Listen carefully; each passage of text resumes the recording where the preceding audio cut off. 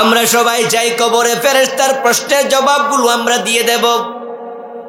আমরা সবাই চাই আমাদের কবরটা জান্নাতের টুকরা হয়ে যাক। আমরা চাই এমন মৃত্যুবরণ করতে যে মৃত্যুর সময় আমাদের মৃত্যুর যন্ত্রণা হবে না। আমরা এমন মৃত্যু চাই যে মৃত্যুর পরও আমাদের নেক আমলগুলো চলমান থাকবে। মুমিন ব্যক্তির জন্য আসমানে দুটি দরজা থাকে। রাসূলুল্লাহ সাল্লাল্লাহু আলাইহি ওয়াসাল্লাম বলেছেন, একটি দরজা দিয়ে তার রিজিক নামে, আর একটা দরজা দিয়ে তার আমলগুলো আসমানের দিকে ওঠে। মুমিন যখন মরে যায় ওই দরজা দুটি বন্ধ হয়ে যায়, তখন মুমিনের মৃত্যুতে আকাশও কাঁদে,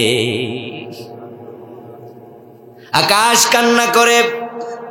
এমন মৃত্যু আমরা চাই, এমন মৃত্যু আমরা চাই আমাদের মৃত্যুর পরে যেমন মানুষ কাঁদে আর আমরা মৃত্যুর সময় হাসি। যখন তুমি এসেছিলে ভবে কেঁদেছিলে তুমি, হেসেছিল সবে। এমন জীবন তুমি করিও ঘটন, মরণে হাসিবে তুমি, কাঁদিবে ভুবন। এমন মৃত্যু আমরা চাই, মৃত্যুর পরে মানুষ আমাদের সুনাম করবে। রাসূলুল্লাহ সাল্লাল্লাহু আলাইহি ওয়াসাল্লাম, এই যে আমি মৃত্যুর বিষয়ে কিছু কথা বললাম, এই মৃত্যুগুলো কেমনে হয়, কি আমল করলে ভালো মৃত্যু পাওয়া যায়, সব কিছু আমাদেরকে বলেছেন। কোরআন এবং হাদিসে বিষয়গুলো আছে। আমরা যেহেতু চলে যাব, থাকবো না, সবাই চায় আমাদের উত্তম যাওয়া হোক। উত্তম ভাবে যেতে চাইলে কিছু উত্তম আমল করা দরকার আছে না নাই? আমার প্রিয় ভাইয়েরা, এই মৃত্যু কখন হবে আল্লাহ ছাড়া কেউ জানে না। এই বিষয়টা তিনি এতটাই গোপন রেখেছেন, এটা আল্লাহ তার নবীদেরকে পর্যন্ত জানান নাই। ওয়ামা তাদরি নাফসুম বিআইয়ি আরদিন তামুত।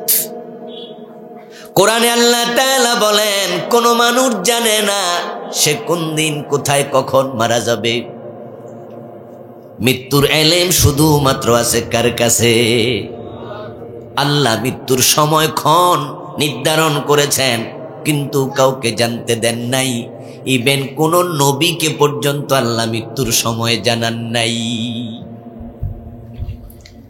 এটা একবারে টপ সিক্রেট, উম্মুল গায়েবের অন্তর্ভুক্ত। মৃত্যু সম্পর্কে জানতে চাইলেও জানা যায় না, আল্লাহ কাউকে জানান না। হযরত সুলাইমান আলাইহিস সালামের মৃত্যুটা হয়েছিল মসজিদ আকসার সামনে, লাঠির উপর ভর দেয়া অবস্থায়। হযরত সুলাইমানের মৃত্যু দাঁড়ানো অবস্থায় হওয়াই প্রমাণ করে মৃত্যুর আগে সুলাইমান নবীকে আল্লাহ জানান নাই তোমার আজকে মৃত্যু হবে। যদি জানানো হতো তাহলে নবী সুলাইমান ওই সময় নিজের ঘরে থাকতেন। কারণ মৃত্যুর খবর যদি আমরা জানতাম আজকে আমার মৃত্যু হবে, তাহলে আমি মাহফিলে আসতাম না। আজকে রাতের 10টায় আপনার মৃত্যু হবে, আপনারাও আসতেন না। আমরা সবাই চাই আমার মৃত্যুর সময় আমার আপনজন যেন পাশে থাকে। আমি আমার ঘরের মাঝে থাকবো, খাটের মাঝে শুয়া, আপনজনেরা পানি নিয়ে রেডি থাকবে। মৃত্যুর যন্ত্রণা শুরু হবে, এক গ্লাস পানি পান করব, আমার আপনজন পরিবেষ্টিত অবস্থায় আমি আল্লাহর কাছে চলে যাব। এটা হবে প্রশান্তিকর। আমি রাস্তাঘাটে মরব, এই মৃত্যু আমরা নিশ্চয়ই কেউ কামনা করি। পথে ঘাটে মরতে চাইবেন কেউ? কেউ আমরা চাইব না যে রাস্তায় পথে ঘাটে আমার মৃত্যু। বরং যদি আজরাইল এসে আমাদেরকে রাস্তায় বলতো, এই মিয়া আর 10 মিনিট আছে তোমার মরার, রেডি হও, তাহলে আমরা যদি রাস্তায়ও থাকতাম দৌড় মেরে বাড়ি যেতাম, ঠিক না? যে তাই নাকি? তাহলে 10টা মিনিট আমি আগে মার কাছে যাই, আমার বউর কাছে, ফোলাফানের কাছে যাই। হযরত সুলাইমান আলাইহিস সালামের মৃত্যু হলো ঘরের বাহিরে, এবং উনার মৃত্যুটা হলো দাঁড়ানো অবস্থায়। উনি লাঠিতে ভর দিয়ে দাঁড়াইয়াছিলেন। এক পর্যায়ে লাঠিটা ওই ফোঁকা খেয়ে ফেলেছে, তখন তিনি কাত হয়ে পড়ে গেছেন। তখন জিনেরা বুঝেছে উনি মরে গেছে। উনার নির্দেশে জিন জাতি মসজিদ আকসা তৈরি করতেছিল। উনি কাজ পরিদর্শন করার জন্য সেখানে গিয়েছিলেন। উনি বসতেও পারেন নাই, ঘরেও যেতে পারেন নাই। এটাই প্রমাণ করে মরার 1 মিনিট আগে আল্লাহ নবী সুলাইমান কো মৃত্যুর খবর জানান নাই। যদি নবীকে না জানায় আমনে আর আমি কে? ইমাম মালিক রাহিমাহুল্লাহ মদিনার অনেক বড় আলেম ছিলেন, মুহাদ্দিস ছিলেন। উনার লিখা অনবদ্য কিতাবের নাম আল মুয়াত্তা, যেটাকে মুয়াত্তায়ে মালিক বলা হয়। উনি মদিনার লোক ছিলেন। 94 হিজরিতে উনার জন্ম। অনেক বড় আলেম। উনার বড় শখ ছিল, আমি মদিনার মানুষ, আমার মৃত্যুটাও যেন রাসূলের শহরেই হয়। রাসূলুল্লাহ সাল্লাল্লাহু আলাইহি ওয়াসাল্লামের শহর মদিনাতে যারা মরবে মুমিন, তারা আশাবাদী আমরা হাসরের ময়দানে যখন উঠব তখন আমরা মদিনায় রাসূলের সাথে উঠব। হাসরের ময়দানে যখন যাব রাসূলের পিছে পিছেই হাসরের ময়দানে যাব। এবং আল্লাহ রাসূলও বলেছেন, তোমাদের যাদের পক্ষে সম্ভব সে যেন মদিনাতেই মৃত্যুবরণ করে। মদিনা এমন এক জায়গার নাম যেই জায়গায় দাজ্জাল প্রবেশ করতে পারবে না। বড় পবিত্র ভূমি। হযরত ওমর রাদিয়াল্লাহু তাআলা আনহু তো আল্লাহ তাআলার কাছে দোয়াই করতেন, আল্লাহুম্মা রযুকনি শাহাদাতান ফি সাবিলিক ওয়াজআল মাউতি ফি বালাদি রাসূলিক। হযরত ওমর বলতেন, ও আমার রব, আমাকে তোমার রাস্তায় শহীদ হিসাবে কবুল করো। সুবহানাল্লাহ পড়েন। শাহাদাতের মৃত্যু হলো সর্বশ্রেষ্ঠ মৃত্যু। শাহাদাতের মৃত্যু আল্লাহর কাছে চাওয়া আমাদেরও দরকার। কারণ যারা শহীদ হয় রক্তের ফোঁটা মাটিতে পড়ার সাথে সাথে জীবনের সব গুনাহ আল্লাহ মাফ করে দেয়। যারা শহীদ হয় হাসরের ময়দানে তাদের হিসাব হবে একবারে সংক্ষেপে। যারা শহীদ হয় তারা তাদের পরিবারের আত্মীয় স্বজন থেকে 70 জনকে সুপারিশ করে জান্নাতে নেবে। সাধারণ জান্নাতি 10 জনকে সুপারিশ করে জান্নাতে নিতে পারবে, আর যে শহীদ সে 70 জনকে সুপারিশ করে জান্নাতে নেবে। হাসরের ময়দানে শহীদ আল্লাহর সামনে যখন হাজির হবে, কবর থেকে ওঠার পরে তার দেহ থেকে যেভাবে দুনিয়ায় শাহাদাতের সময় রক্ত বেরিয়েছিল, কবর থেকে উঠার পরেও রক্ত বের হবে। ওই রক্ত থেকে মিশকে আম্বরের গন্ধ বের হবে। তামাম এলাকা মৌ মৌ করতে থাকবে গন্ধে সুগন্ধে। তাদের সম্মান এত বেশি হবে, তাদের সম্মান দেখে আল্লাহর নবী, যেই নবী শাহাদাত বরণ করেননি এমন নবীরা পর্যন্ত সেদিন ঈর্ষা করবে এবং আল্লাহর কাছে সেদিন বলবে, আল্লাহ তুমি আমাকে কেন শহীদ বানাইলা না? শহীদের সম্মান অনেক বেশি। আমার প্রিয় ভাইয়ের হযরত ওমরের জন্য দোয়া করতেন, আল্লাহুম্মা রযুকনি শাহাদাতান ফি সাবিলিক।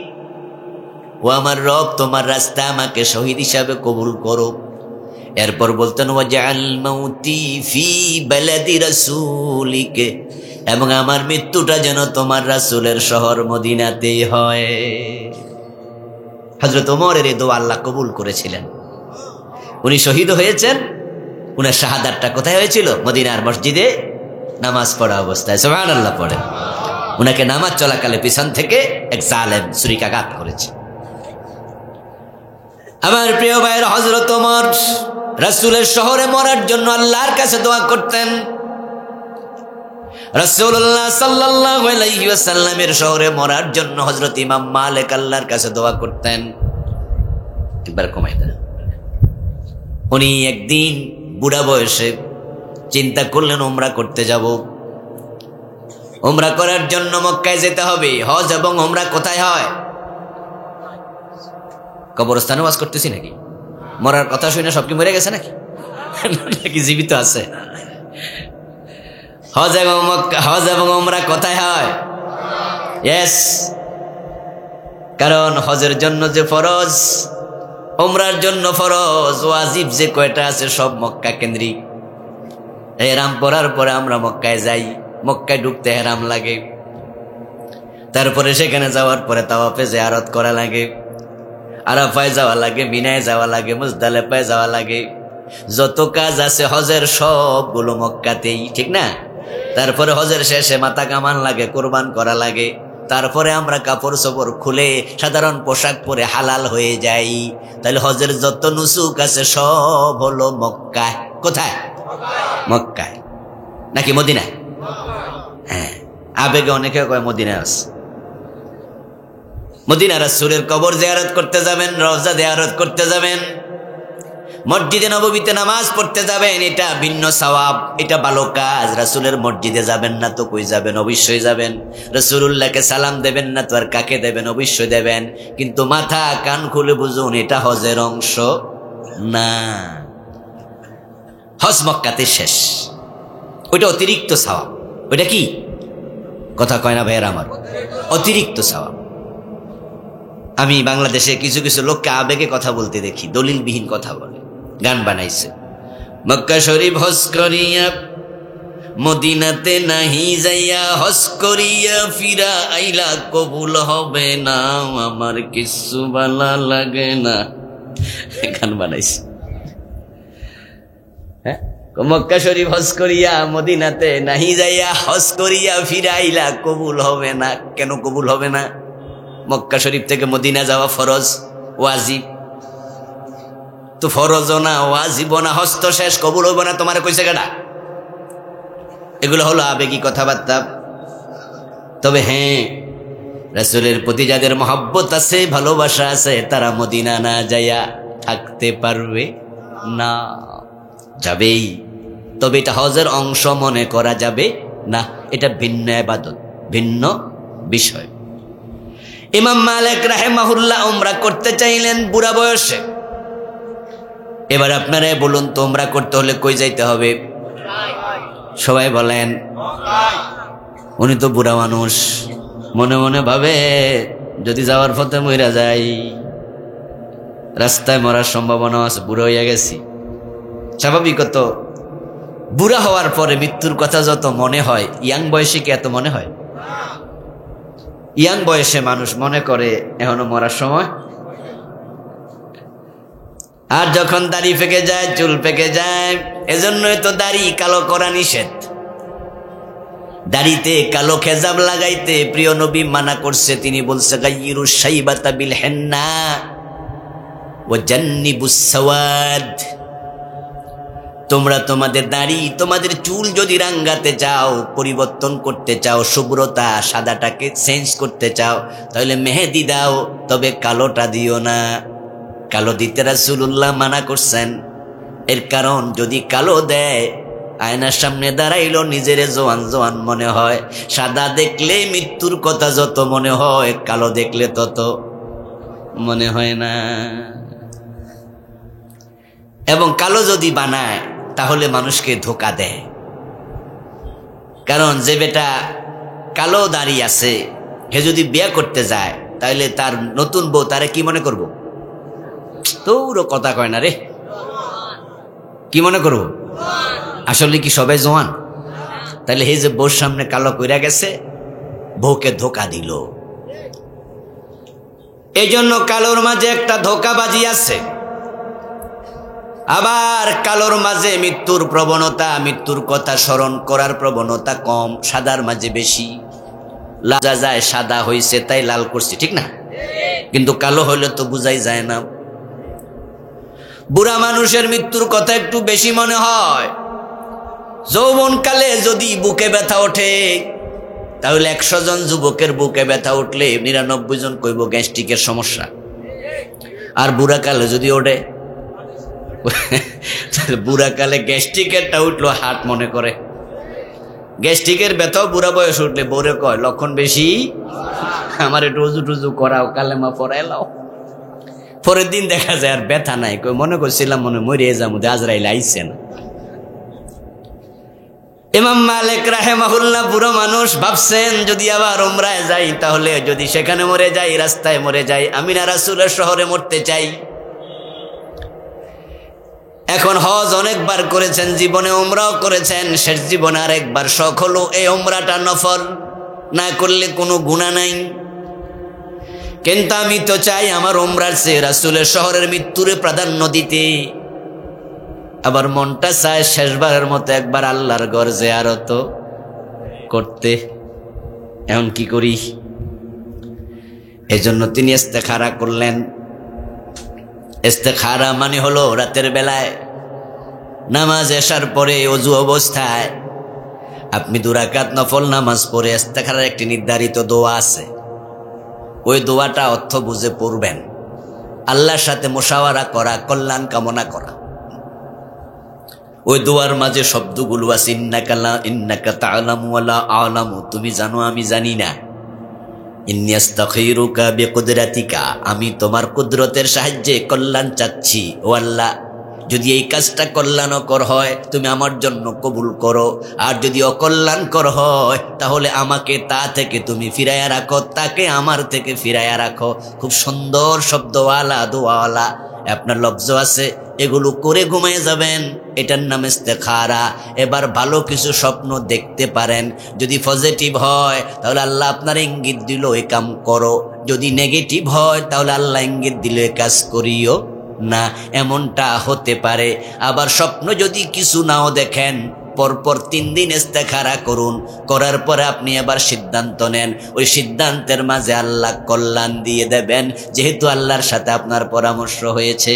এটার নাম ইস্তেখারা।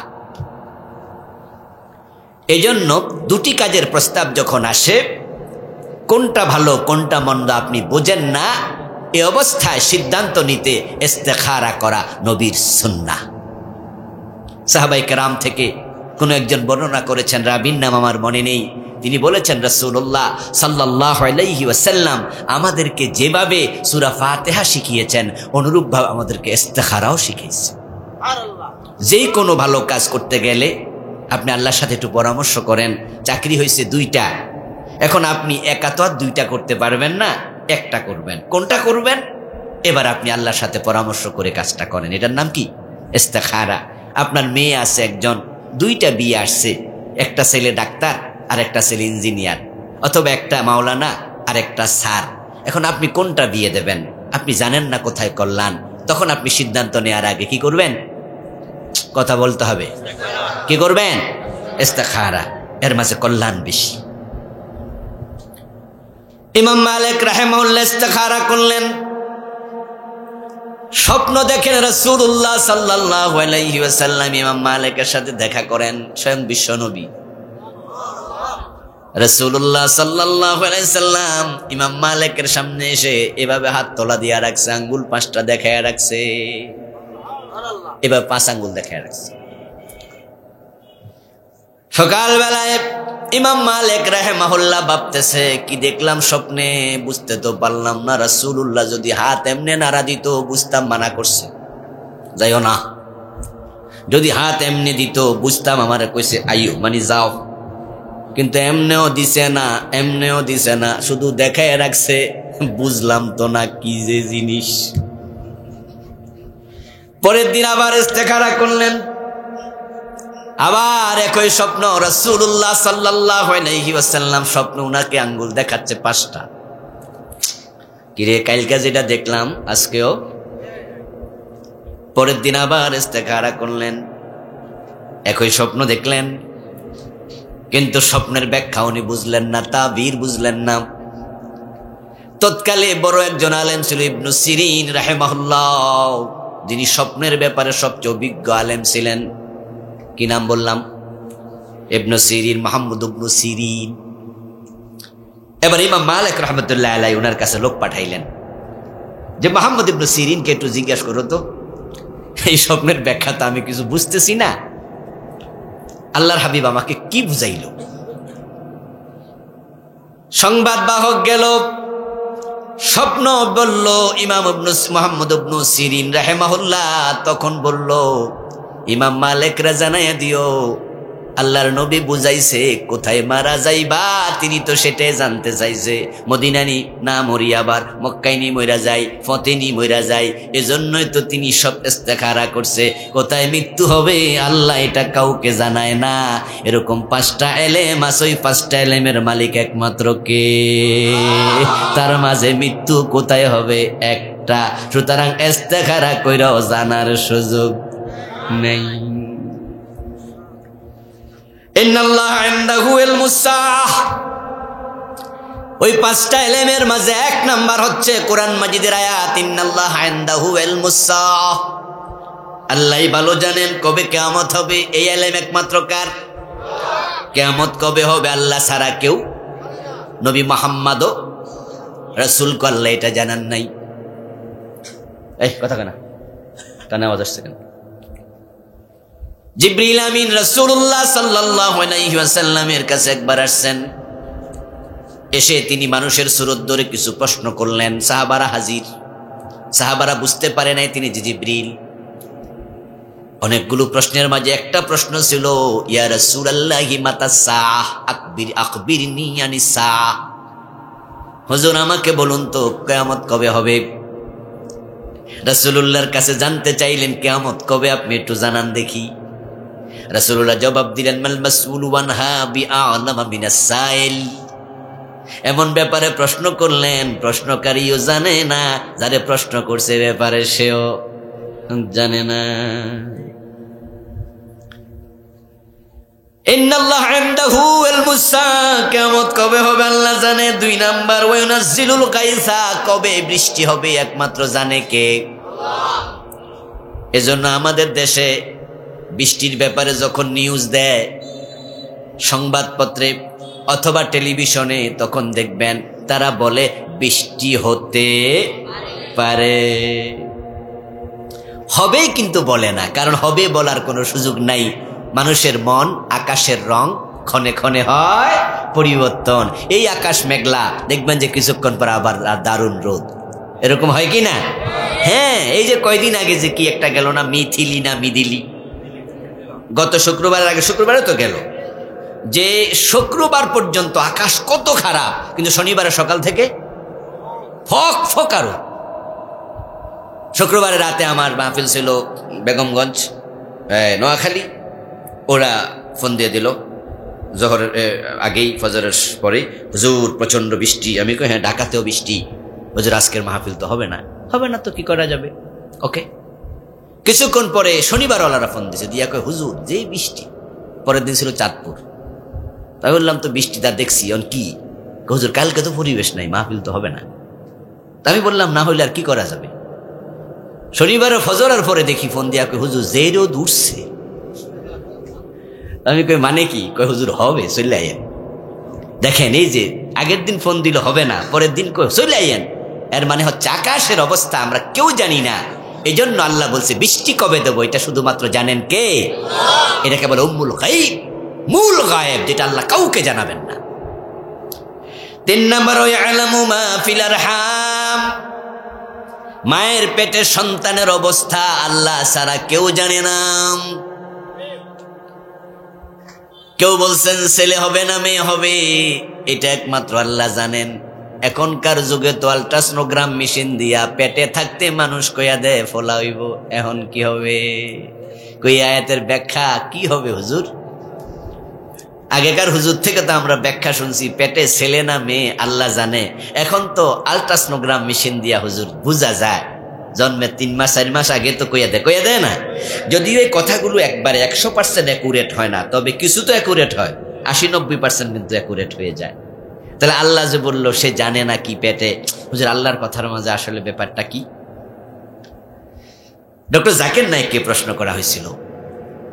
উনি তো মেডিকেল সায়েন্সের লোক, ভালো কথা বলে, ভালো উত্তর দেয়।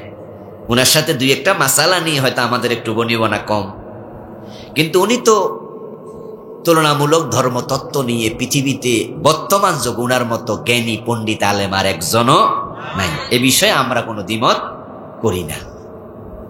যেহেতু তিনি আহলে হাদিস করেন, উনি হানাফি মাযহাব মানেন না, উনি ভিন্ন মাযহাবের লোক। এই জন্য কিছু মাসালা উনার সাথে আমাদের দ্বিমত হতেই। আমাদের সাথে কি ইমাম শাফির দ্বিমত নাই? এই ভাইয়েরা চুপ থাকবেন না কিন্তু, একটা হ্যাঁ অথবা না একটা কইয়া দিবেন, সোজা কথা সাহস করে। ইমাম শাফির সাথে কিছু মাসালা আমাদের দ্বিমত আছে কিনা? যেমন ইমাম শাফি আমিন বলে আসতে না জোরে, আমরা বলি, তাহলে দ্বিমত হইল না। ইমাম মালিক রাহিমাহুল্লাহ, ইমাম আহমদ ইবনে হাম্বল, অনেক মাসালা আমাদের সাথে দ্বিমত। আমরা বলি ইমামের পিছনে সূরা ফাতিহা পড়া দরকার নাই। ইমাম আহমদ ইবনে হাম্বল বলেন না পড়লে নামাজই হইব না। কি ফেস লাগাই দিল কনসে 180 ডিগ্রি উল্টা। তাই বলি কি আমরা ইমাম শাফিরে গালি দিছি? ইমাম আহমদ ইবনে হাম্বল আমাদের সাথে মিলে নাই মাসআলা, তাই বলে গালি দিছি?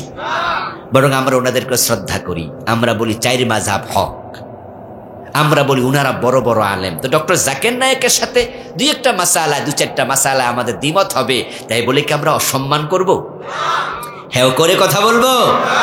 কিছু বেকুব আছে, মতের সাথে মিলে না, আক্রমণ করে, হেও করে। অন্য মুসলিমের ইজ্জতে হাত দিও না।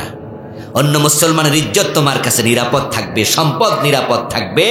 তার সম্পদ নষ্ট করা যেমন হারাম, অন্য মুসলমানের ইজ্জত নষ্ট করাও হারাম। তুমি কবিরা গুনাহগার হয়ে যাবে, সাবধান। জাকির নায়েক সাহেবকে জিজ্ঞাসা করা হয়েছিল এই আয়াতের ব্যাখ্যা কি? আল্লাহ তো বলছে ওই আলামু মা ফিল আরহাম। তখন তিনি উত্তর দিলেন, এখানে মা শব্দ দিয়ে শুধু ছেলে অথবা মেয়ে তো বোঝানো হয়নি, এটা তো ব্যাপক শব্দ। আল্লাহ জানেন ভালো করে পেটের বাচ্চা ছেলে হবে না মেয়ে হবে। এই কথাও সত্য, কারণ আল্ট্রাসোনোগ্রামের মাধ্যমে জানা যাবে বাচ্চার স্ট্রাকচার হওয়ার পরে। বাচ্চা প্রথম ৪৪ দিন মায়ের পেটে ছিল পানি, বীর্য, দ্বিতীয় 40 দিন রক্তপিণ্ড, তৃতীয় 40 দিন মাংসপিণ্ড, 43-120 দিন যাওয়ার পরে ফাকাসাউনাল ইযামা লাহমাম। আল্লাহ কোরআনে বলেন, আমি ওই মাংসপিণ্ডের ভিতরে হাড্ডি ঢুকাইয়া চামড়া দিয়া ঢেকে দিয়া মানুষ বানাইছি। সুবহানাল্লাহ। তাহলে আমাদের যে ডিজাইনটা এখন আছে, হাত, চোখ, কর্ণ, নাসিকা, এগুলো ডিজাইন পেয়েছে আমাদের বয়স যখন মায়ের পেটে 4 মাস। তাহলে ছেলে এবং মেয়ে চেনা যাবে কেমনে? যুবতী মেয়ে চেনা যায়, তাদের বুকের দিকে তাকালে বোঝা যাবে যুবতী। যুবক ছেলের বুকের দিকে তাকালে বুক প্লেন, যুবতী মেয়েদের প্লেন থাকবে না, চেনা যাবে। কিন্তু পেটের বাচ্চা, ওর কি বুক ফুলা ছিল? তো মেয়ে বাচ্চা চিনবেন কেমনে? তাহলে আমরা যখন পেটে ছিলাম তখন আমাদের চেনার জন্য ছিল শুধুমাত্র আমাদের গুপ্তাঙ্গ। এখন 4 মাস যাওয়ার আগে গুপ্তাঙ্গ তো বানানো হয় নাই। কথা বুঝেন? 4 মাসের আগে তো চোখ হয় নাই, পা হয় নাই, হাত হয় নাই, ভালো করে কোনোটাই হয় নাই, গুপ্তাঙ্গ হয় নাই। তখন যদি ডাক্তারের কাছে আল্ট্রাসোনোগ্রাম দেন, মায়ের পেটটাও যদি আল্ট্রাসোনোগ্রাম মেশিনের ভিতর ঢুকাই দেয়, বুঝবো না কি ছেলে নামে? কিন্তু তখনও ছেলে নামে আল্লাহ জানে কিনা। 1 নাম্বার। 2 নাম্বার হল আল্ট্রাসোনোগ্রামের মাধ্যমে আপনি ছেলে নামে সেটা বুঝলেন, কিন্তু ওই বাচ্চাটা সৎ হবে না অসৎ হবে, মেধাবী হবে না কম মেধাবী হবে, মুমিন হবে না কাফের হবে, বুদ্ধিমান হবে না বেকুব হবে, চালাক হবে না অন্য চরিত্রের হবে, এগুলো কি মানুষ কি আল্ট্রাসোনোগ্রাম দিয়ে জানবো? আল্লাহ জানে কিনা। তাহলে মায়ের পেটের বাচ্চার যত দিক আছে সব দিক সম্পর্কে একমাত্র ভালো জানেন কে? ওয়ামা তাদরি নাফসুম মাযা তাকসিবু গাদা। 4 নাম্বার উম্মুল গায়েব হলো মানুষ কালকে কি খাবে এটা কেউ জানে না। আপনি কি খাবেন আপনি জানেন না। রান্না করা শেষ, কিন্তু প্লেটে দেবে তার আগে স্বামী বলেছে বউরে ভাত রেডি করে টেবিলে দাও, আমি একটু গরুটা বাড়িতে নিয়ে আসি। রাস্তার ওই পাশে গরু দিছে খেতে, ওখান থেকে আনতে গেছে, ট্রাকের ধাক্কা খাইয়া রাস্তায় মরে গেছে। রান্না করা ভাত টেবিলে খাওয়ার সুযোগ আর হয় নাই। এমন ঘটনা আছে না নাই? খাওয়ার জন্য টেবিলে বসেছে, প্লেটে হাত দিছে, মুখে তুলতে পারে নাই, বুকে ব্যথা সিনসিন করে। কি হইল? ডাক্তার ডাকো। ডাক্তারের কাছে যাওয়ার আগে শেষ। ওই প্লেটে খাবার রয়ে গেছে, খাইতে পারো নাই, রেডি হয়েছে, খাওয়ার সুযোগ নাই। এমন ঘটনাও আছে। খাইতে বইছিলেন, হঠাৎ করে একজন আইসা ডাক দিছে, এই মেয়ে একটু আসেন তো, দৌড় মারেন তো, পরে খাইয়েন। ওখান থেকে গেছেন আরেক বাড়িতে যাওয়ার পরে এক কাজে, ওখানে একজন জোর করে কয় আমার এখানে খাইয়ালান, ঘরেরটা খাওয়া হয় নাই, আরেক বাড়িতে খাইবেন, আপনি কল্পনাও করেন নাই। কে কোথায় কি খাবে কালকে একমাত্র কে জানে? 5 নাম্বার, ওয়ামা তাদরি নাফসুম বিআইয়ি আরদিন তামুত।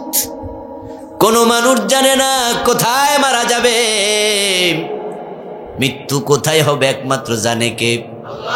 এজন্য ইমাম মালিক স্বপ্ন দেখেছেন, রাসূলুল্লাহ আঙ্গুল তুলে রাখছে 5টা, বুঝাইয়া দিছে, ও ইমাম মালিক, সূরা লোকমানের 34 নম্বর আয়াতে আমার আল্লাহ বলেছে 5টা ব্যাপারে জানা যাবে না। তুমি জানার জন্য ইস্তেখারা করছো, আমি নবী ইশারা দিলাম, ইস্তেখারা কইরা এই বিষয়ে কোনো লাভ নেই। আমি আপনাদেরকে যা বুঝাতে চেয়েছি, মৃত্যুর স্থান, মৃত্যুর সময় একমাত্র জানে কে? আমরা যেহেতু জানি না, তাই অলওয়েজ মৃত্যুর জন্য প্রস্তুতি নেওয়া দরকার আছে না নাই? দুনিয়া আসার সিরিয়াল আছে, কিন্তু দুনিয়া থেকে যাওয়ার কোনো সিরিয়াল নাই। দাদা আছে, নাতি মরে গেছে, এমন ঘটনাও আছে। কবে কোথায় আপনি মরবেন আল্লাহ ফাইনাল করে রাখছে। কালান নবী সাল্লাল্লাহু আলাইহি ওয়াসাল্লাম, ইদা কাদাল্লাহু লিআবদিন আইয়ামুতা বিআরদিন জাআলা লাহু ইলাইহা হাজাব। আল্লাহ তাআলা মানুষকে যখন বানাইছে, রূহ দেওয়ার আগে সব ফাইনাল করছে, রূহ দেওয়ার আগে। এজন্য সূরা মুলকের প্রথম আয়াতে আল্লাহ বলছে, তাবারাকাল্লাযী বিয়াদিহিল মুলক ওয়া হুয়া আলা কুল্লি শাইইন কাদির। তারপরে আল্লাযী খালাকাল মাউতা ওয়াল হায়াতা লিয়াবলুয়াকুম আইয়ুকুম আহসানু আমালা। সেখানে বলছে আল্লাযী খালাকাল মাউতা ওয়াল হায়াতা, মাউত আগে, হায়াত পরে। বাংলা অর্থ হলো যিনি মৃত্যু লিখেছেন আগে, জীবন দিয়েছেন পরে।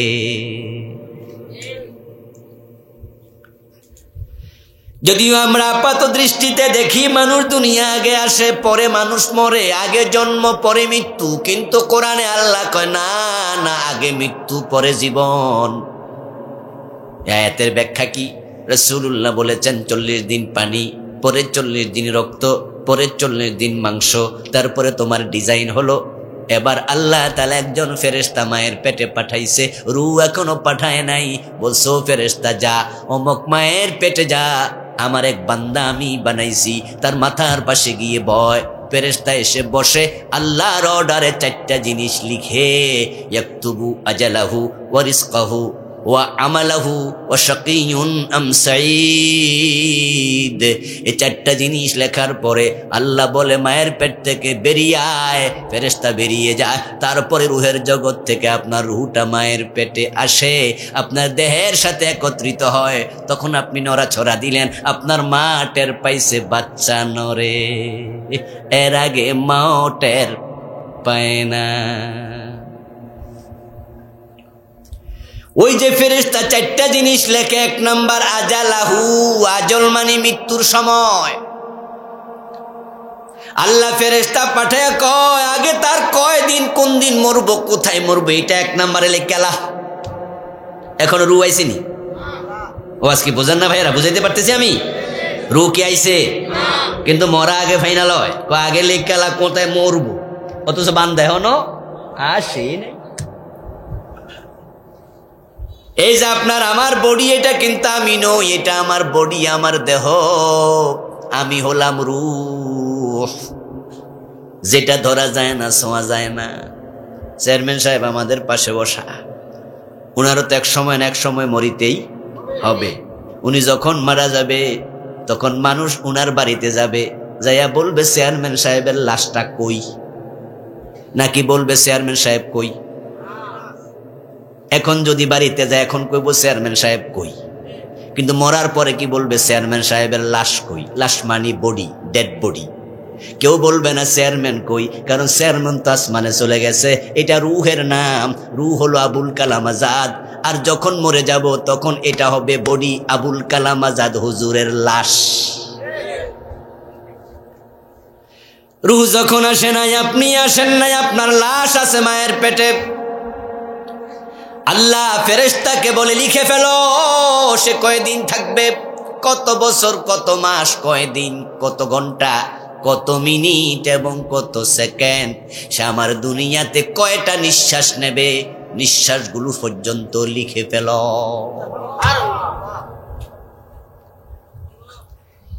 একটা সুস্থ মানুষ 1 মিনিটে কয়টা নিঃশ্বাস নেয়, বিজ্ঞান কি জানে না এটা? আপনি নিজেই তো জানবেন। আপনি একটু ঘড়ি ধরেন, নর্মালি আপনি নিঃশ্বাস নিতে থাকেন, 1 মিনিটে কয়টা নিঃশ্বাস আপনি কিন্তু গুনতে পারবেন। আমরা কি প্রতি সেকেন্ডে নিঃশ্বাস নিই নাকি? না, মোটামুটি 1.5-2 সেকেন্ড পরে আমরা নিঃশ্বাস নিই। তাহলে এইভাবে হিসাব করলে আমরা কিন্তু পেয়ে যাব যে আমরা 1 মিনিটে নিঃশ্বাস কয়টা নেই। ধরেন 35-40টা, তাহলে 1 ঘন্টা কয়টা হিসাব করা যাবে না? আপনার নিঃশ্বাসগুলো পর্যন্ত হিসাব করা। তারপরে আবার রাসূলুল্লাহ বলেন, আল্লাহ তাআলা ফেরেশতাকে বলে, এই লোকটা কোথায় মরবে আবার সেটা লেখো। তাহলে মৃত্যুর সময় শুধু নয়, মৃত্যুর জায়গাটা পর্যন্ত আল্লাহ জানাইয়া দিছে। সুবহানাল্লাহ। ইযা কাযাল্লাহু লিআবদিন ইয়ামুতা বিআরদিন জাআলা লাহু ইলাইহা হাজা।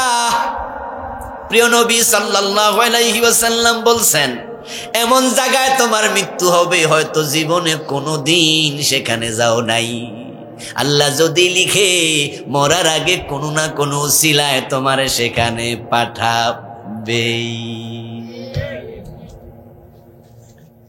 এজন্য তো আলেম ওলামারা মরারে ডরায় না। যারা প্রকৃত আলেম, প্রকৃত বীর, প্রকৃত মোমেন, ওরা হক কথা বলে, পরোয়া করে না।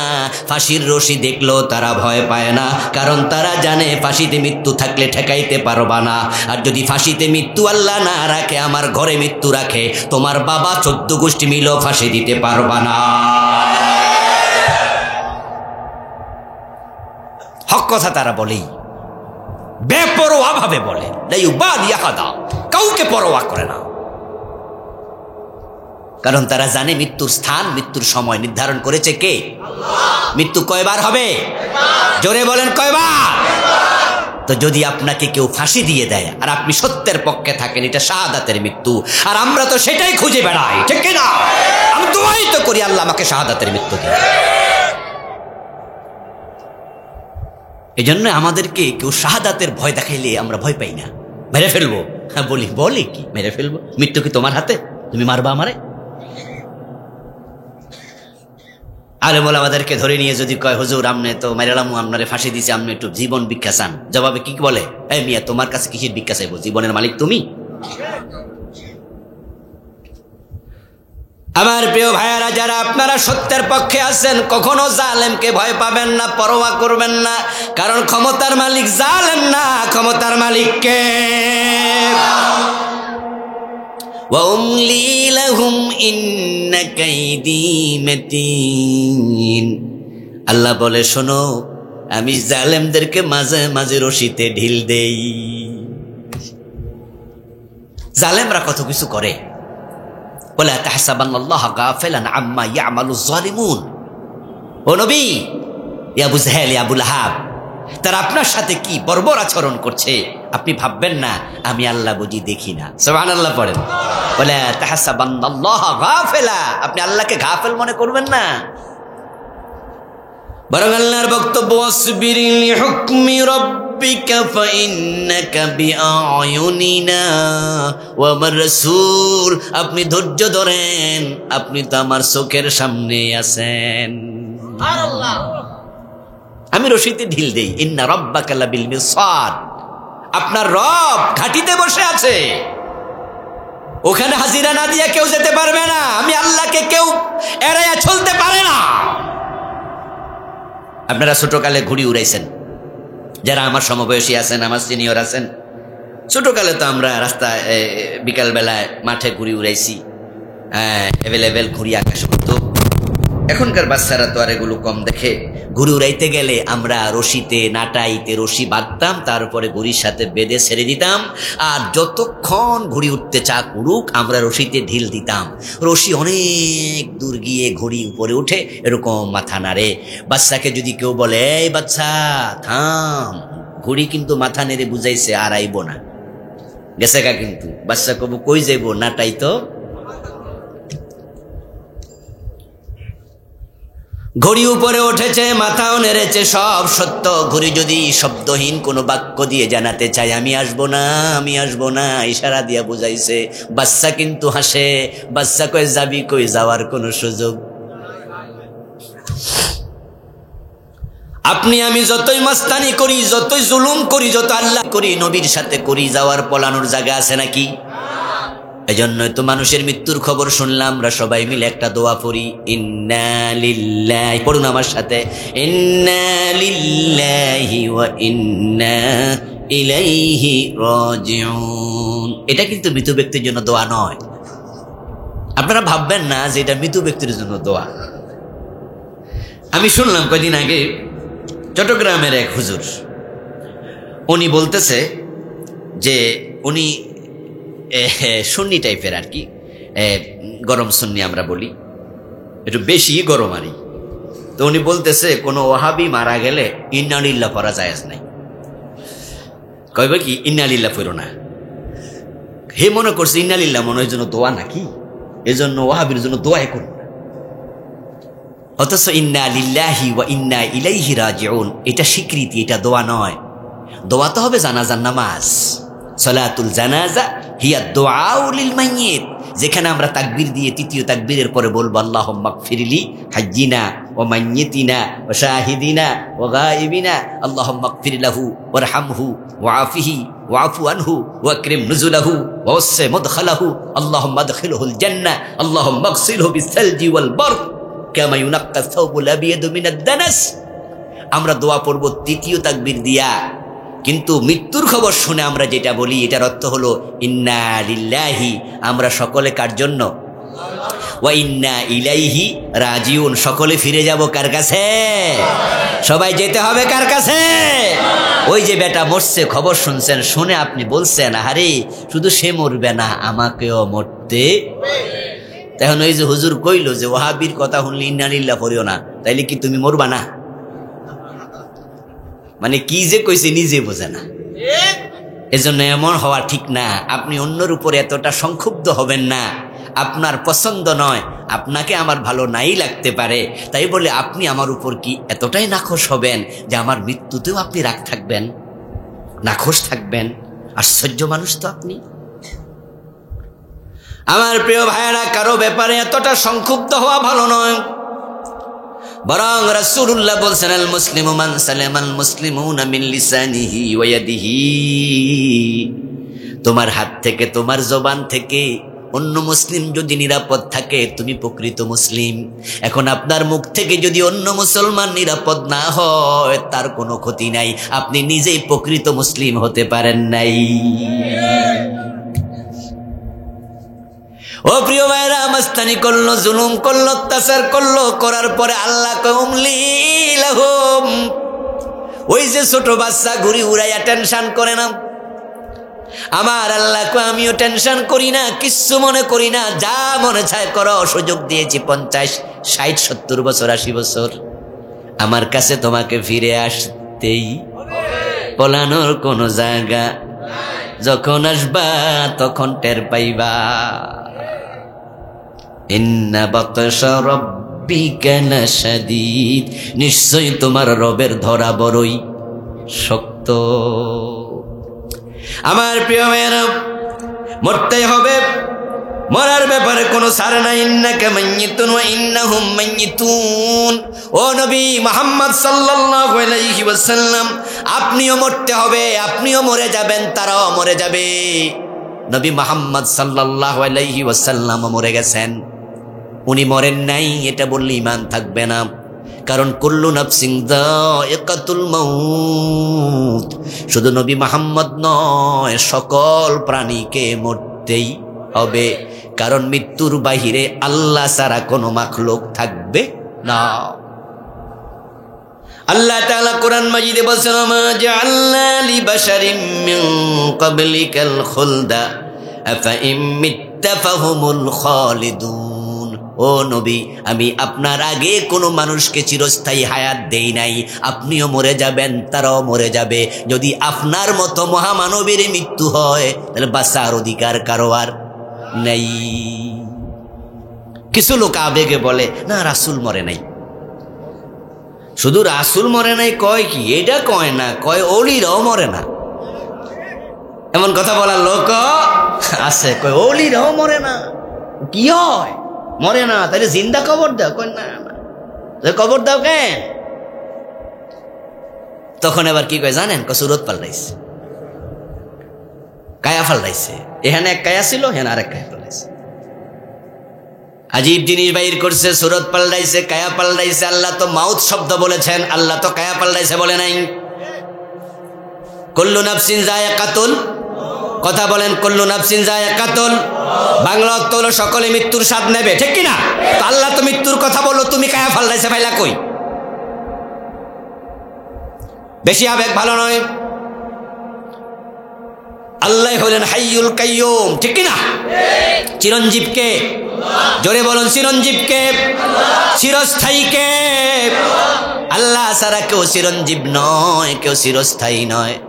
তাই নবীকেও মরতে হয়েছে। আবেগে কথা বলে, কায়া ফাল্টাইছে এই শব্দ দিয়া এমন বাটফারি শুরু করছে। পেশায় হুজুরের মাজারে বছরে একবার উরুস হয়, তো বিশাল ডেকসি বানাইছে, আপনার এত বড় যে কয়েক মন চালের খেসুরি এটার মাঝে জায়গা হয়, পাকা করে লাইছে, ডেকসির মতো বানাইয়া পাকা করছে। তো ওখান থেকে রাইন্দা রাইন্দা আইনা ঢালে, সকালবেলা সবাই রে খেসুরি খাওয়াবে। তো পাবলিকের শোক ফাঁকি দিয়া কুত্তা আইসা মুখ দিয়া দিস। কুকুরগুলা বিয়া বাড়িতে তো কুকুর দৌড়াচুরি করে না, এ পুরো এলাকা যত কুত্তা আছে বিনা দাওয়াতে চলে আইব। দেখবেন আপনার বাড়িতে বিয়ার আয়োজন করেন, দেখবেন দাওয়াত মাওয়াত দেওয়া লাগবে না, হেরা এমনি হাজির হয়ে যায়, চান্স পাইলে হাজির হয়ে যায়। ওদের নাকের মাঝে আল্লাহ গ্রান দিছে, তাদেরও তো রিজিকের ব্যবস্থা আল্লাহ করছে, ঠিক কিনা? এই জন্য নাকে নাকে গ্রান দিছে, ওরা 1 মাইল 2 মাইল থেকে টের পায় যে চেয়ারম্যান সাহেবের বাড়িতে একটা আয়োজন হয়েছে। এখন করতাম ইয়া হাজির, পাবলিকের চোখ ফাঁকি দিয়া এসে ওই যে বড় খেসুরি আপনার দেখছি ওটার মাঝে মুখ দিয়া দিছে। এখন কয়েকজন দিক খেলাইছে, যেখানে কুকুর মুখ দেয় ওই খাবার খাওয়া কি জায়েজ আছে? এখন এতগুলো খেসুরি যদি নষ্ট হয়, নতুন করে আবার রান্না করা তো জটিল। এখন লোকজন তো জানিয়ে লাইছে, এখন কি হবে? বিশাল বিপদ।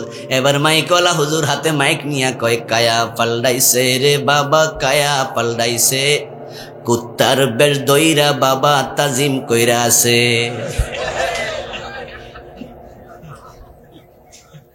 ওরা তো কায়া পাল্টানোর মাসাল আগেই জানে, এই জন্য বলতেছে মাইন্ড করার কিছু নাই, এগুলা খেচুরি নষ্ট হয় নাই, বরং খেচুরি কেডা খাইছে? পীর বাবাই খাইছে। পীর বাবার যে মাটি দিছ উনি তো কায়া পাল্টাইছে, কায়া পাল্টাইয়া কিসের বেশ ধরছে? কুত্তার বেশ ধইরা বাবা তাজিম কইরাছে। তাজিম মানে শুরু করছে আর কি, বাবাই খাইয়া এটা উদ্বোধন করছে। আমার প্রিয় ভাইরা, রাসূলুল্লাহ সাল্লাল্লাহু আলাইহি ওয়াসাল্লাম চলে গেছেন, উনার জান কবজ করার জন্য আজরাইল এসেছে, এমন হাদিস আছে না নাই? রাসূলুল্লাহর জান কবজ করার জন্য আজরাইল আসছে। আমাদের জান কবজ করতে কে আইয়ে? আজরাইল আসলে যদি আপনারটা মৃত্যু হয়, রাসূলেরটাও মৃত্যু, সাহাবাদারটাও মৃত্যু। তবে আমার বন্ধু, মৃত্যু মানে শেষ না। যারা নাস্তিক তারা বলে মৃত্যুর মাঝে শেষ হয়ে যায় সবকিছু। আমরা যারা আস্তিক মুমিন, আমরা মনে করি মৃত্যুর মাধ্যমে নতুন জীবন শুরু হয়ে যায়। এজন্য তো আমরা ভালো মৃত্যু কামনা করি। কি চমৎকার কবিতা লিখেছেন একজন কবি, মরতেই হবে যখন শহীদি মরণ দিও আমাকে,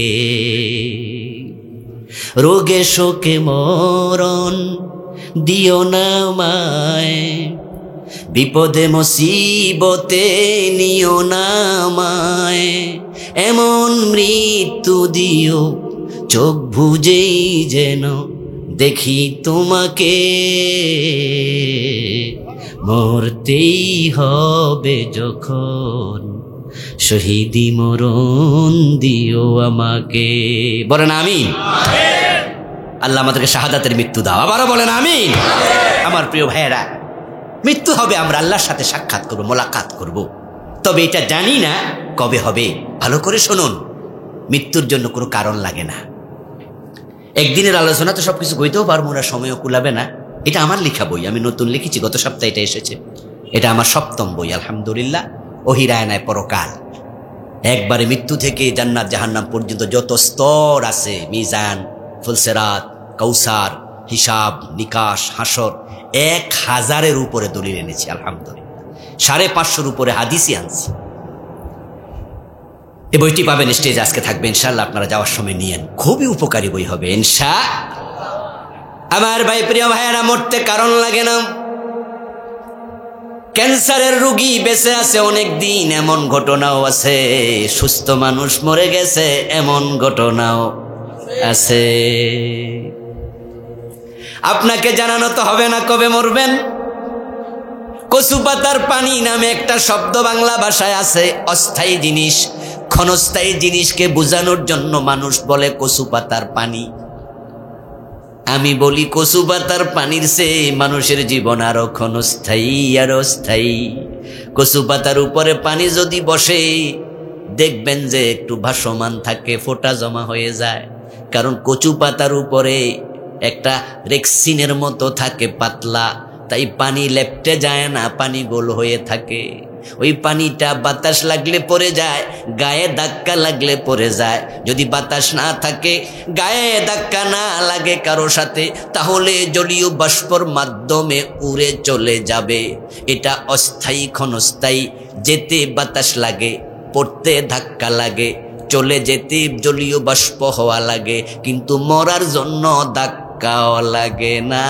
ঘুমাইছো ভালো মানুষ, ঘুমের মাঝে মরে গেছে, কোনো কারণ নাই, এমন ঘটনাও আছে। ইদা জাআ আজালুহুম লা ইস্তাখিরুনা সাআতান ওয়া লা ইস্তাকদিমুন। সুবহানাল্লাহ পড়েন। আল্লাহ তাআলা বলছেন, যখনই তোমার আজল, যেটা মায়ের পেটে থাকতে লিখেছে, চারটা জিনিস। এক নাম্বার আজালাহু, ওই আজল যখন এসে যাবে, 1 সেকেন্ড আগেও না, 1 সেকেন্ড পরেও না। এগুলো আল্লাহর হুকুমে হয়। আল্লাহ তাআলা কোরআন মাজিদে বলছেন, আমি মানুষের মৃত্যু নির্ধারণ করি। নাহনু কাদ্দারনা বাইনাকুমুল মাউত, কোরআনের আয়াত। কে কখন মরবে এটা আমি আল্লাহ লিখেছি। সুবহানাল্লাহ পড়েন। ও ফেরেশতা লেখে নাই, আমি তারে দিয়ে লেখাইছি, লিখেছি, আমি অর্ডার করছি, বিদায় সে লিখছে। এটা আমার বন্টন।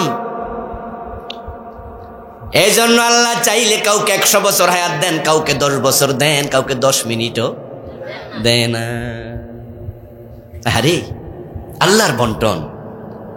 এজন্যই তো আমরা আল্লাহ তাআলার কাছে বলি, সামনে আলোচনা একটু আনবো, অতি বিপদে পড়ে গেলে, ইমান যখন নষ্ট হয়ে যাওয়ার আশঙ্কা থাকে, এমন জায়গায় আছেন যে বেঁচে থাকলে ইমানটাই চলে যাবে, ইমান বিপদে পড়ে যাবে, তখন আপনি বলতে পারেন, আল্লাহ যদি মৃত্যুটা কল্যাণকর হয়, তুমি আমাকে আর বাঁচায় রাখা দরকার নাই। ও আল্লাহ, বুড়া অবস্থায় বেঁচে থাকতে চাই না, যে বয়সে গেলে আমি নামাজ পড়তে পারবো না, বয়সের বারে নুয়ে গেছি, অজু চলে যায়, আমি টের পাবো না, অন্য অজু করায়া না দিলে আমি নিজে অজু করতে পারবো না, নামাজের রক্ত চলে যায়, আমি টের পাই না, হুঁশ নাই, আমার দিয়ে ইবাদত চলবে না, এমন বয়স আমার প্রয়োজন। রাসূলুল্লাহ সাল্লাল্লাহু আলাইহি ওয়াসাল্লাম দোয়া করতেন, আল্লাহুম্মা ইন্নী আউযু বিকা মিন আন উরাদ্দা ইলা আরযালিল উমর। আপনি টয়লেটের মাঝে পড়ে থাকেন, প্রস্রাব পায়খানা কইরা ঘরের মাঝে পড়ে আছে, 2 দিন 3 দিন পর্যন্ত দুর্বাস উঠে গেছে, পরিষ্কার করার লোক নাই, এমন লোক আছে। আমাদেরকে আল্লাহ বানাইছে ইবাদতের জন্য, যে বয়সে গেলে ইবাদত করতে পারবো না, এমন বয়স থেকে আমি আল্লাহর কাছে ফানা চাই। রাসূল নিজে দোয়া করতেন, আল্লাহ বয়সের বারে নুয়ে যাওয়া থেকে তোমার কাছে আমি আশ্রয় চাই। আর তুমি আমার হায়াত যা দিয়েছো, নির্ধারণ তুমি করেছো আমি কতদিন বাঁচবো, তাই আমি যতদিন বাঁচবো আমি সুস্থতার সাথে বেঁচে থাকার দোয়া করছি, আমি তোমার কাছে সুস্থতার নেয়ামত চাই।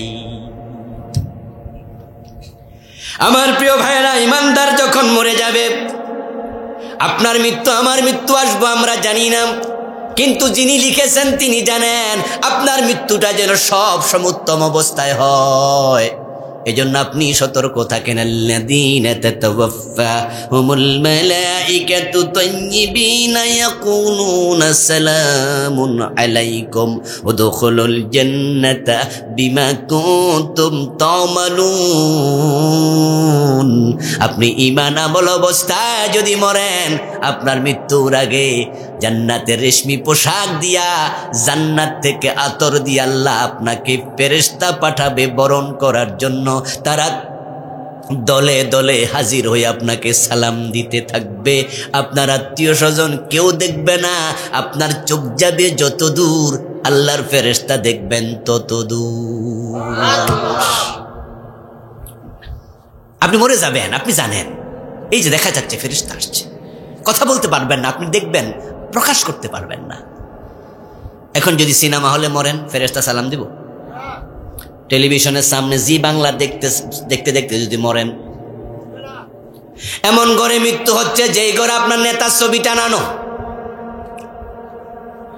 নিজের রুমের মাঝে মহিলার ছবি টানায়া রাখে, সিনেমার নায়িকার ছবি টানায়া রাখে, নেতার ছবি নেত্রীর ছবি টানায়া রাখে, এমন মুসলমান আছে না নাই? আজকের মাহফিল এমন 2-4 জন নেতার এতই ভালোবাসলেন, নেতার ছবি টানায়া রাখছেন ঘরের মাঝে। আজীব মানুষ তো আপনি।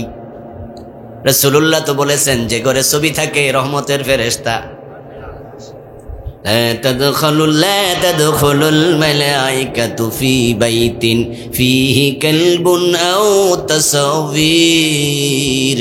যে ঘরে কুকুর থাকে, যেই ঘরে ফেরেশতা আপনার ছবি ঝুলানো থাকে, ফেরেশতা প্রবেশ করবে না। কি আবেগ পাইছে আপনাকে? এই ওয়াজ শুনা মসজিদে জুমার দিন হুজুর কইছে, যে ঘরে ছবি টানানো থাকবে ওই ঘরে ফেরেশতা আসবে না। বুড়া মানুষ, শরীর ভালো না, বাড়ি যাইয়া ছেলেরা ডাকছে, রে শরীরটা তো বেশি ভালো না, তাড়াতাড়ি বাজারে যা, বেশি করে কিছু সিনেমার নায়ক নায়িকা ছবি আন। ফলাফান তো কি, আব্বা পালা মানুষ, আব্বা তো এসবে নাই, কিন্তু আজকে এসব কি কয়? যা কইছি তা শোন, যা তাড়াতাড়ি ছবি নিয়ে আয়। তারপরে এবার গেছে, ছবি আনছে, কিছু টানাইছে, শরীর খারাপ। এক ছেলে মসজিদের ইমাম সাহেবের লগে দেখা হয়েছে, আর কয়, আব্বা আজকে এসব কি কয় বুঝি না হুজুর, উনি তো এমন মানুষ না, কিন্তু আজকে কয় ছবি লাগাইবো ঘরের মাঝে, আবার সিনেমার নায়ক নায়িকা সহ যা পায় সব। ইমাম সাহেব হুজুর শুই না দৌড় মারছে, কি রে হাজি সাহেব তো খারাপ মানুষ না, আজকে কি ভূতে ধরলো? উনি গেছে, যে বললো যে হাজি সাহেব আপনার রুমে এসব কি? কমা হুজুর শরীর বালা না, আপনারা কইছেন ছবি টানাইলে ফেরেশতা আইয়ে না, তুই জন্য ফেরেশতা ঠেকাইছি, আজরাইল আইবো কেমনে?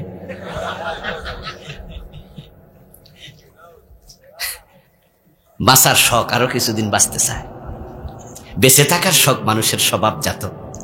মানুষ পারলে, যদি আল্লাহ ক্ষমতা দিত যে তুমি যে কয়দিন চাও শুধু সাদা কাগজে লেখা দাও কয়দিন বাঁচবা, আমার মনে হয় 1000-এর নিচে আমরা কেউ লিখতামই না। সবাই আরো বাঁচতে চায়, এটা মানুষের স্বভাব। এখনো মুরব্বী কয় যে হুজুর আপনি তো ওয়াজ করলেন, ফেরেশতা ঠেকাইলাম। হুজুর তখন কয়, আরে ওয়াজের আরেকটা অংশ ছিল, ওয়া কালবুন ওয়া তাসাবির, কুত্তা থাকলেও কিন্তু ফেরেশতা যায় না। কয় এটাও তো কইছেন। কয় তাহলে কুত্তা কি মরে না? তামনে যে ফেরেশতা ঠেকাইলেন তো কুত্তাও তো মরে। কথা তো মরে। রহমতের ফেরেশতা না আইলে কুত্তার ফেরেশতাই। যে ছবি দিয়া ঠেকাইছেন, আল্লাহ যখন পাঠাইবে, ওই ফেরেশতারা যদি আইসা দেখে যে এখানে তো ঘরে ঢুকার কোনো পরিবেশ নাই, তাহলে কুত্তার জান কবজ করে ওই ফেরেশতা তো আল্লাহর কাছে আছে, গজবের ফেরেশতা পাঠাবে। এবার আপনারা বলুন তো, আপনারা যারা অতি আবেগ দেখাইয়া নেতার ছবি টানাইছেন, ওই ছবিগুলা ঘর থেকে সরাইয়া দেওয়া দরকার আছে না নাই? ওই ঘরে মরণ হলে রহমতের ফেরেশতা তোমার জান কবজ করবে না। সিনেমা হলে রওনা দিয়ে মারা গেছে, গাড়ি অ্যাক্সিডেন্ট করছে, ওই গাড়িতে 10-20 জন মরে গেছে, তার মাঝে 2-1 জন আছে সিনেমা হলে যাচ্ছিল, গানে যাচ্ছিল। চুরি করতে রওনা দিয়ে মারা গেছে, ডাকাতি করতে গিয়ে মারা গেছে, এমন লোক আছে না? ডাকাতি করতে যায় পাবলিক ফুটাইয়া মেরে ফেলছে। তোমার মৃত্যু কি সালামের মৃত্যু হবে? ولو ترى إذ يتوفى الذين كفروا الملائكة يضربون وجوههم وأدبارهم وذوقوا عذاب الحريق অন্য আয়াতে আল্লাহ তাআলা বলেন, যারা খারাপ মানুষ, যাদের খারাপ মৃত্যু হবে, ঈমানের হালতে মৃত্যু হবে না। ও প্রিয় নবী, যদি আপনি দেখতেন তাদের মৃত্যুর ফেরেশতা জান কবজ করার জন্য আসে, তখন চেহারার মাঝে, পিঠের মাঝে জাহান্নামের চাবুক দিয়া কিভাবে পিটাতে থাকে। কোরআনের আয়াত বলছি আমি, কিন্তু আল্লাহ তাআলা নিজে বলতেছেন, ফেরেশতা আমি যখন পাঠাই জাহান্নামের চাবুক দেই, আগুন দিয়ে বানানো চাবুক, ওই চাবুক দিয়া তার কাছে যাইয়া, এখনো মরে নাই, মরার আগেই, 10 বছরের শাস্তি হইয়া আছে, এলাকায় কোনো বড় মাপের ক্রাইম করছে অথবা মানুষ মেরে ফেলছে, যাবজ্জীবন কারাদণ্ড, ফাঁসির আসামি, পুলিশের চোখ ফাঁকি দিয়া পলায়া টলায়া থাকে, এলাকায় থাকে না, চলে গেছে সিলেট, 15 বছর আগে মামলার রায় হয়েছে। একদিন ঢাকা আপনাদের কটিয়া দিয়ে আসছে, মোমরদিয়া গ্রামে, এই আমার মারা একটু দেখা যাই, এক নজর, 15 বছর পরে আসছি, মারে দেখতে গেছে, আর লোকেরা জানাজানি হয়ে গেছে। কটিয়াদি থানায় একজন ফোন দিয়া জানাই দিছে, ওসি সাহেব ওই যে খুনি, এ কিন্তু বাড়িতে। এবার ওসি সাহেব দারোগা পাঠাইয়া দেয়, ওনার কনস্টেবলদেরকে পাঠাইয়া দেয়, ডিবি পুলিশ চলে আসে, সাদা পোশাকের পুলিশ চলে আসে। আসার পরে বেটারে চা দোকানে বৈশা চা খাইতে দেখছে, ওখানে যাইয়া চা দোকানে ঢুকবে, ওই যাবজ্জীবন মামলার আসামি, তাকে ধুইকাই তার সাথে হ্যান্ডশেক কইরা কপালে একটা চুমু দিয়া দেবে, ঠিক না? কি করবে? আমার ভাইয়েরা, যত বড় ক্রিমিনাল তত বড় শাস্তি। যদি সে বড় মাপের সন্ত্রাসী হয় আর পুলিশ আশঙ্কা করে যে তার সাথে পিস্তল থাকার সম্ভাবনাও আছে, তার সাথে অবৈধ অস্ত্র থাকতে পারে, তাই পুলিশ যখন তাকে ধরবে, ধরার সাথে সাথে কলারে দইরাই ঘুষি মারবে, কিল মারবে, 2 হাত উল্টা করে ধরবে, মাটির মাঝে শোয়ায়া লাত্তানি শুরু করবে, তারপরে হ্যান্ডকাপ উল্টা করে বাঁধবে, সে যেন পিস্তল বের করার সময় না পায়, অস্ত্র বের করার সময় না পায়। পুলিশ তাকে যেভাবে পিটাবে, ধরবে, মারবে, কারণ সে তো ক্রিমিনাল। যারা খারাপ মানুষ, তোমরা বেনামাজি যারা আছো, সুদ যারা খাও, অন্যায় যারা করছো, প্রিয় ভাই কান খুলে শোনো, তোমার মৃত্যু যখন হবে আল্লাহ ফেরেশতা পাঠাবে, এসে চেহারার মাঝে, পিঠের মাঝে জাহান্নামের চাবুক দিয়ে পিটাবে। এই জন্য ভালো মৃত্যু আমরা যারা চাই, সব সময় পবিত্র থাকা, ঈমানের সাথে থাকা, আমলের সাথে থাকা, প্রস্তুতি নিয়ে থাকা দরকার আছে কিনা? কারণ কখন ফেরেশতা এসে যায় আপনাকে কিন্তু জানাই আসবে না, আপনাকে বলবে না যে আমরা আসতেছি, মে আই কামিং স্যার, বলবে নাকি? না, এই জাতীয় কোনো সুযোগ তারা দেবে না আপনাকে। এখন মৃত্যুর সময় আপনার হালত হবে ঠিক আপনার ঈমান এবং আমলের উপর ডিপেন্ড করে। এরপরে এবার আমার প্রিয় ভাইরা, যারা বিষ খায়া মারা যায়, যারা আত্মহত্যা করে, তাদের মৃত্যুটা কখনোই ভালো মৃত্যু হবে না।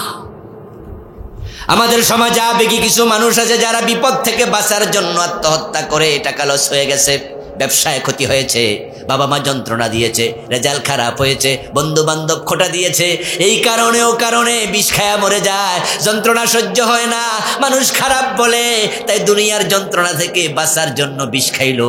আপনাদের কাছ থেকে একটু জবাব চাই, যন্ত্রণা থেকে বাঁচলো না আরো যন্ত্রণায় পড়লো? আত্মহত্যা কোনো সমাধান নয়, আত্মহত্যা কোনো সমাধান নয়। কারণ তুমি যেভাবে মরবা, রাসূলুল্লাহ সাল্লাল্লাহু আলাইহি ওয়াসাল্লাম বলেছেন যে যেভাবে মারা যাবে, আত্মহত্যা করেছে বিষ খাইয়া, জাহান্নামে নেয়ার পরে তাকে বিষ দেয়া হবে, খাইতে থাক, খাইতে থাক, এইভাবে আজীবন। ছুরি মেরেছে নিজের বুকে, ছুরি দেয়া হবে, আগুনের ভিতরে ছুরি মারতে থাক, এরকম চলতে থাকবে। ফাঁসিতে ঝুলে মরেছ, জাহান্নামের আগুনে নিয়া ফাঁসিতে ঝুলিয়ে দেয়া হবে। কালান নবী সাল্লাল্লাহু আলাইহি সাল্লাম, মান কাতালা নাফসাহু বিশাইইন উযযিবা বিহি ফিল আখিরাহ।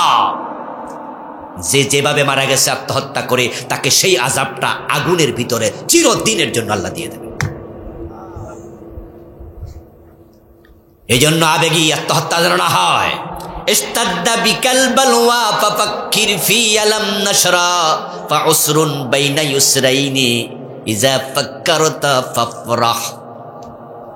একজন কবি বলছেন, যখন বিপদে পড়ে যাবে সূরা আলাম নাশরা পড়বে, ওখানে দেখবে ইন্না মাআল উসরি ইউসরা, ইন্না মাআল উসরি ইউসরা, দুইবার আল্লাহ বলেছে। আল উসর শব্দটা মারেফা, ইউসরুন শব্দ নাকারা। মারেফা মানে নির্দিষ্ট, নাকারা মানে অনির্দিষ্ট। আল্লাহ উসরুন শব্দটাকে দুবার বলেছেন, আলিফ লাম দিয়া মারেফা করছেন। এর মানে আল্লাহ বুঝাইছেন বিপদ যদি একটা হয়, ইউসুর শব্দ নাকারা করে বুঝাইছেন ওই বিপদ থেকে পরিত্রাণের রাস্তা আল্লাহ খুলে দেবে দুইটা। আমার প্রিয় ভাই, মায়ের পেট থেকে আসতে আমরা কয় টাকা নিয়ে আসছি? কথা বলতে হবে, কয় টাকা নিয়ে? আমরা যখন ছোট ছিলাম, প্রাইমারি লেভেলে পড়ি, আমরা কি টাকা কামাইছি? কোনো টাকার মালিক ছিলাম? তো আমরা কি তখন বিষ খেয়ে মরে গেছি, আত্মহত্যা করেছি? আমার কিছু না, আমি কি হতাশ হয়ে গেছি? তো আমরা এখন আবার লস পড়েছে, এখন টাকা হারায় গেছে, অসুবিধা নাই। আমার তো এক সময় ছিল না, আজকেও নাই, মাঝখানে আল্লাহ দিছে। আজকে যেহেতু নাই, আগামী দিন দেওয়ার ক্ষমতা আল্লাহর আছে না নাই? কেন আত্মহত্যা করতে যাবেন? আত্মহত্যার মৃত্যু সাংঘাতিক মৃত্যু, খারাপ মৃত্যু হবে যারা ঋণ রেখে মারা যায়। ও প্রিয় ভাইয়েরা, রাসূলুল্লাহ সাল্লাল্লাহু আলাইহি সাল্লামের সময় যদি কেউ ঋণগ্রস্ত অবস্থায় মারা যেত, প্রিয় নবী তার জানাজার নামাজের ইমামতি করতেন না। ঋণ আছে আজকের মাহফিলে, এখানে এমন লোক কিন্তু অনেক আছে, সাবধান খুব। যদি ঋণ থাকে, আমরাও মাঝে মাঝে ঋণ করি, করতে হয়। দুনিয়া চলতে গেলে টাকা পয়সা সবসময় থাকে না। একটা ঋণ করলাম, মাথায় রাখবেন এই ঋণ পরিশোধ করার মতো সম্পদ যেন অবশ্যই আপনার থাকে, এটা মাথায় রাখবেন। কারণ হচ্ছে আল্লাহ তাআলা সব কিছু ক্ষমা করবেন। শহীদ যে ব্যক্তি হয়ে যায়, শহীদের সব ক্ষমা, ইল্লাদ্দাইন। যদি শহীদেরও ঋণ থাকে, আল্লাহ শহীদের ঋণটাও ক্ষমা করবে না। এই জন্য ঋণ যাদের আছে পরিশোধ করবেন। ঋণ নিয়ে কখনো টানা হেঁচড়া করবেন না। ঋণ পরিশোধ করার ক্ষমতা থাকার পরেও আপনি অন্য কাজ করবেন, ঋণ দেবেন না, এটা যেন না হয়। টাকা ঋণ রেখা উমরা করতে যায়, টাকা ঋণ রাখার পরেও মানুষ দেখা যায় মসজিদে 1 লাখ টাকা দিয়ে দেয়, অথচ তার 5 লাখ টাকা ঋণ আছে, 10 লাখ ঋণ আছে। মসজিদে টাকা দিল, ফকিরকে টাকা দিল, ঋণের টাকা দিল না। কান খুলে শোনো মুসলমান, মসজিদে 1 লাখ টাকা দেওয়ার চেয়ে 10 টাকা ঋণ পরিশোধ করা উত্তম। আবার বলছি, মসজিদে 1 লক্ষ টাকা দেওয়ার চেয়ে 10 টাকা ঋণ পরিশোধ করা উত্তম। মসজিদে দেয়াটা নফল, ঋণ পরিশোধ করাটা ফরজ। গুরুত্ব কি নফলের বেশি না ফরজের বেশি? খুব সাবধান। এই জন্য ঋণ যাদের আছে, ঋণ নিয়ে মরবেন না। রাসূলুল্লাহ সাল্লাল্লাহু আলাইহি সাল্লামের সামনে একটি লাশ আনা হলো। আল্লাহর হাবিব সাল্লাল্লাহু আলাইহি সাল্লাম জিজ্ঞাসা করলেন, তার কি ঋণ আছে? উত্তর দেয়া হলো, হুজুর ঋণ আছে। প্রিয় নবী তখন বলেন, সাল্লু আলা সাহিবিকুম ফা ইন্না আলাইহি দাইনা। তোমাদের ভাই, তোমাদের সাথী, তার নামাজ তোমরা পড়ো, তার জানাজার নামাজ তোমরা পড়ো। আমি নবী তার জানাজা পড়বো না, কারণ তার ঋণ আছে।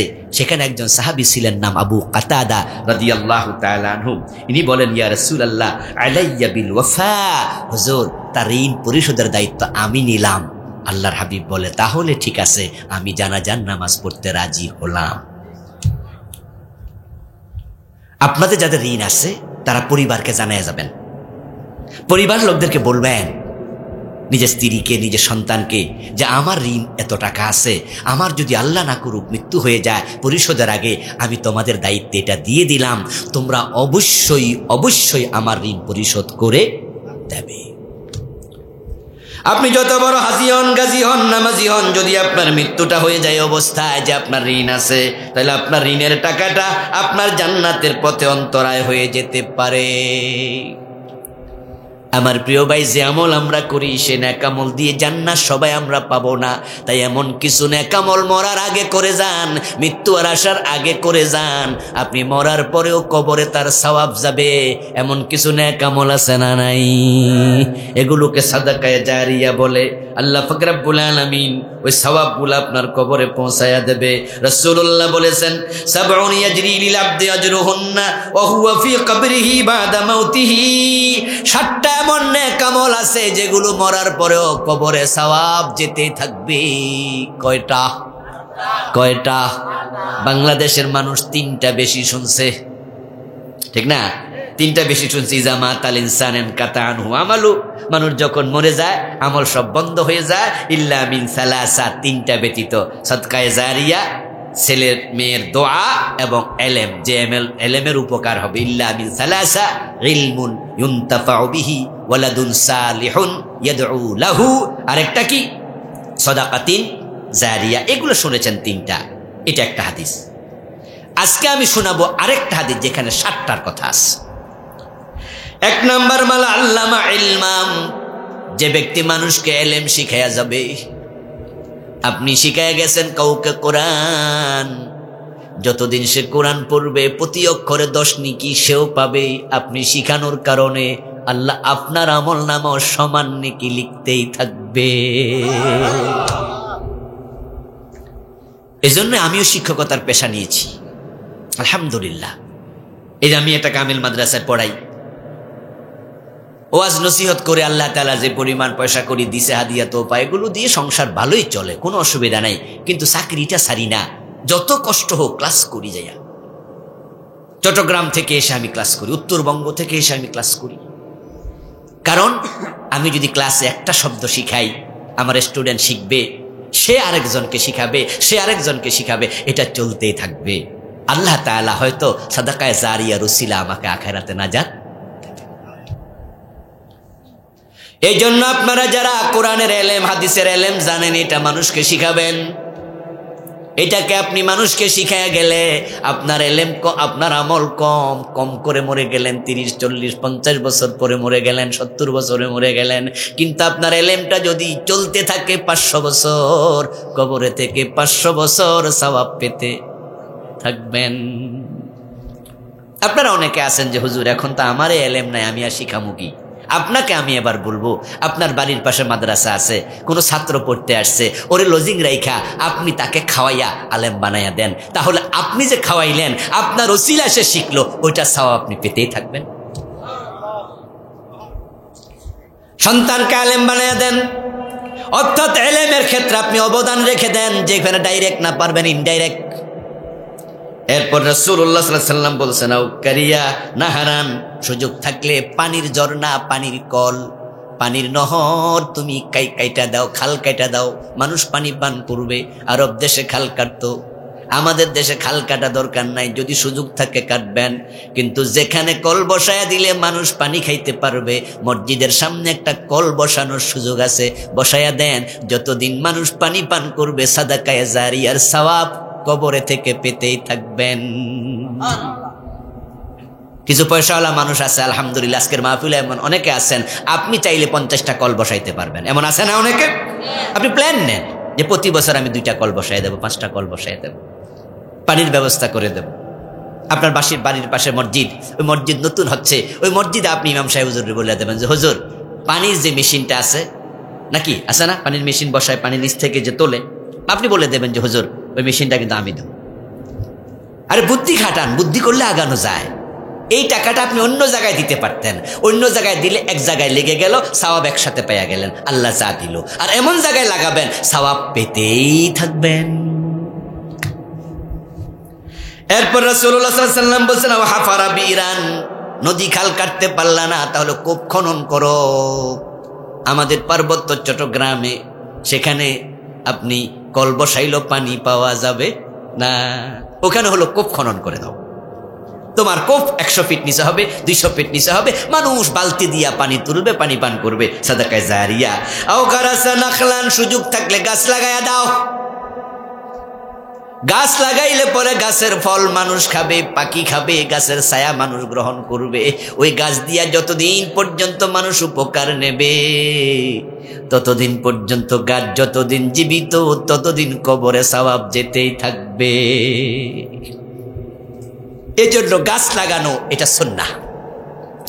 আল্লাহর হাবিব বলেছেন, যদি কিয়ামত শুরু হয়ে যায়, কিয়ামত শুরু হয়ে যায়, ইসরাফিল সিংহায় ফোঁ দিছে, তখন পৃথিবী প্রকম্পিত হচ্ছে, তুমি গাছ লাগানোর জন্য কোথাও কাজ করতেছিলা, ইসরাফিলের সংজ্ঞার ফোঁতে তুমি যদি সুযোগ পাও গাছটা লাগাইয়া তারপরে মরো। সুবহানাল্লাহ পড়ে। আর ইসরাফিল সিংহায় ফু দিছে, গাছ লাগাইলে কি আর নাগায় লাগাইলে কি, যেডি আছে হেডিও তো থাকবো না, তো নতুন লাগাইলে কি আর থাকবো?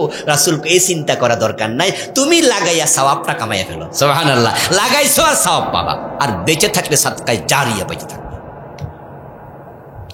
এই জন্য সুযোগ পাইলে গাছ লাগাবেন। এরপর রাসূল বলে, বানা মসজিদা, যে ব্যক্তি মসজিদ বানায়া মরবে, যত লোক নামাজ পড়বে, যতদিন মসজিদ থাকবে, সাদাকায়ে জারিয়া, যত লোক নামাজ পড়লো তারা যে সওয়াব পেল, ওই পরিমাণ সওয়াব আল্লাহ যে বানাইছে তার আমলনামায় দিতে থাকবে। মসজিদ যে বানাইছে সে সওয়াব পাবে। এখন বলুন তো, মসজিদ কি সভাপতি সাহেব বানাইছে না মিস্ত্রি বানাইছে? তো সওয়াবটা কেডা পাইল? যে মসজিদ বানায় সে সওয়াব পাবে, এ তো হাদিস নাকি?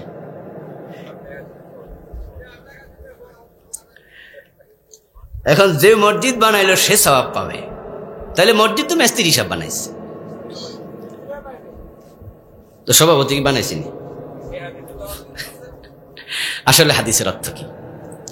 হাদিসের অর্থ এখানে মিস্ত্রিকে বোঝানো হয় নাই, বোঝানো হয়েছে যে বানানোর পৃষ্ঠপোষকতা করেছে, টাকা দিছে।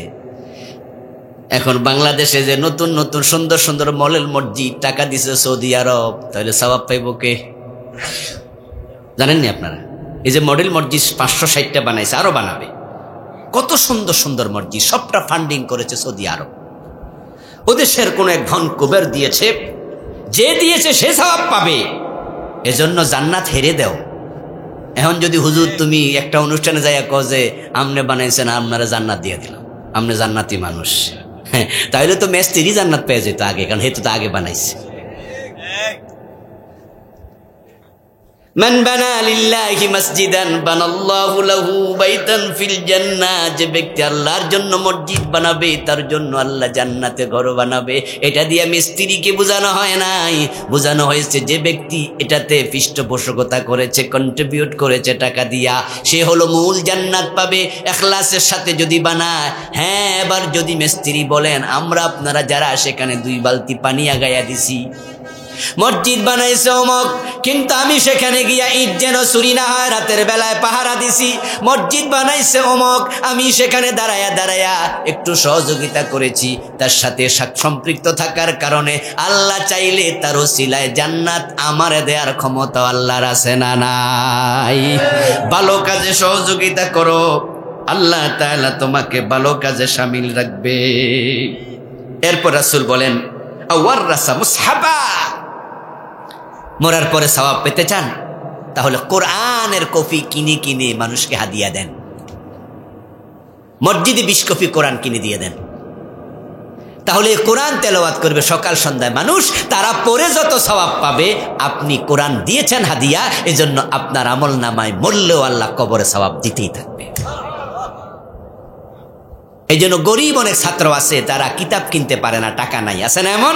রিক্সাওয়ালা ছেলে আলেম হচ্ছে, কিন্তু রিক্সাওয়ালা তাকে কিতাব কিনে দিতে পারে না, পয়সা নাই। আপনি পাশের বাড়ি, আরে আপনার ছেলে নাই, অথবা ছেলেরা বড় হয়ে গেছে, আপনি চাইলেও আলেম বানাইতে পারবেন না। ওই রিক্সাওয়ালাকে আপনি বলে দেন, এই ভাই তোমার পোলার কিতাবে কয় টাকা লাগবে, ধরো নেও, কিতাব কিনে দাও, তাহলে সে পড়ে আলেম হবে। যতদিন এলেম বেঁচে থাকবে তার মাধ্যমে আল্লাহ আপনাকে সাদাকায়ে জারিয়া দিতেই থাকবে। আল্লাহ হাবিব বলছেন, তারপরেও তারাকা ওয়ালাদান ইস্তাগফিরু লাহু বাদা মাউতিহি, এমন ছেলে রেখে যান যে ছেলে আপনার মৃত্যুর পরে আল্লাহর কাছে দোয়া করবে। সন্তানের দোয়া, আপনজনের দোয়া, এক একটা শব্দ আল্লাহ পাহাড় পরিমাণ বড় করে সওয়াব কবরে পাঠাইতে থাকবে। আল্লাহ তাআলা আমাদের সকলকে মৃত্যুর জন্য উত্তমভাবে প্রস্তুতি গ্রহণ করার তৌফিক দান করুন, বলেন আমিন।